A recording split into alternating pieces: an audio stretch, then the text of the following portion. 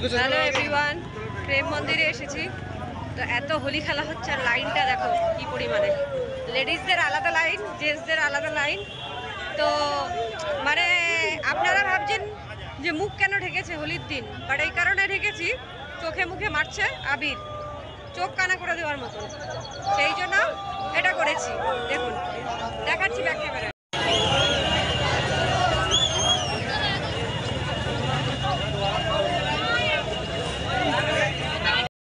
ঢুকে গেছি প্রেম মন্দিরের ভেতরে। দেখুন আমার পেছনে প্রেম মন্দির রয়েছে, এখানে আসার জন্য লোকে তারসায়। আমি সেকেন্ড টাইম চলে আসলাম। ভিড়টা দেখুন পেছনে গেটের দিকে, আমি ব্যাক ক্যামেরা করছি, দেখুন কত ভিড় হয়েছে এখানে। প্রেম মন্দিরের ভিতরে এন্ট্রি করার পরে শুধু ভিড়টা দেখুন কি পরিমাণে ভিড়, আর সব ফটো তোলার জন্য পোজ নিয়ে সব দাঁড়িয়ে আছে পরপর। দেখুন সামনে ছেলেগুলো সব ফটো তোলার জন্য দাঁড়িয়ে রয়েছে। তো এখন আমরা প্রথমে গার্ডেন থেকে স্টার্ট করব। তো এখান থেকে দেখুন শ্রী গুরুদেব নম, গুরুবে নম আছে, শ্রী গুরুবে নম। তো হিন্দিটা পড়তে একটু অসুবিধা হয় সেই কারণে। তো এখান থেকেই স্টার্ট রয়েছে, এত সুন্দর করে এখানে সাজানো, অষ্টনাগ রয়েছে প্রথমে, খুব সুন্দর করে সাজানো আছে, পরপর আপনাদের দেখাচ্ছি। আর দেখুন ওপরে মন্দিরের ওপরে কিন্তু হিন্দিতে লেখা প্রেম মন্দির।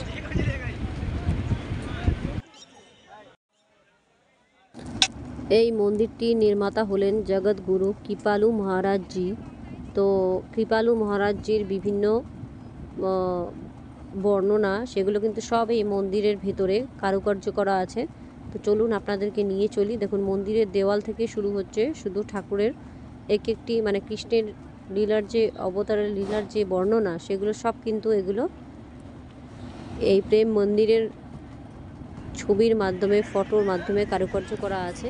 সবার প্রথমে যেটা আপনাদের দেখাচ্ছি, এটা হচ্ছে রাখাল চড়ছে কৃষ্ণ। দেখুন রাখাল চোরা সেজে সব গরুদের চড়াচ্ছেন, সেইটা হচ্ছে রাধাকৃষ্ণ বাঁশি বাজাচ্ছেন, এদিকে তার সখীরা রয়েছেন, অষ্টসখীরা, এদিকে গরু চড়াচ্ছেন। এই সিনটি রয়েছে পরপর কৃষ্ণের লীলার যে সিনগুলি, সেগুলো কিন্তু সব এই গার্ডেনের মধ্যে তৈরি করা রয়েছে।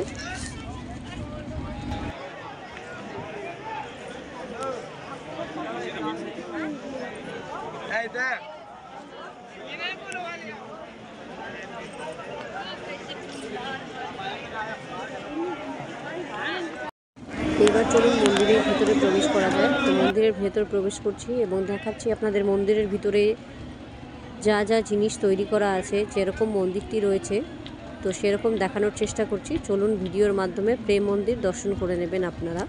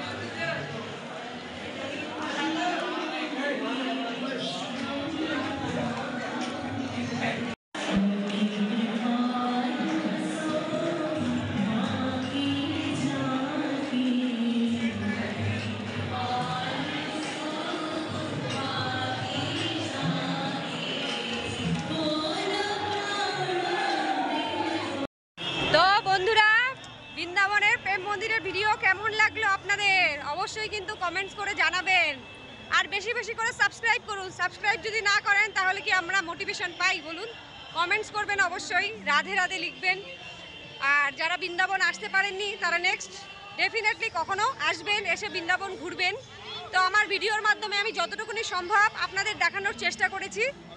তো আজকের মতো এখানেই শেষ করছি। আজকে আমাদের ফিরে যাওয়ার পালা। তো আবার যদি ঠাকুর আমাদেরকে এখানে ডাকে তাহলে নেক্সট ইয়ার নিশ্চয়ই আসব। জানি না কোথায় থাকব, তো ঈশ্বর যদি চান তাহলে নিশ্চয়ই আসব। তো আজকে এই পর্যন্তই। ভালো থাকবেন, সুস্থ থাকবেন। দেখা হবে অন্য কোনো নতুন ভিডিওতে, অন্য জায়গায়। Thank you for watching. Radhe Radhe.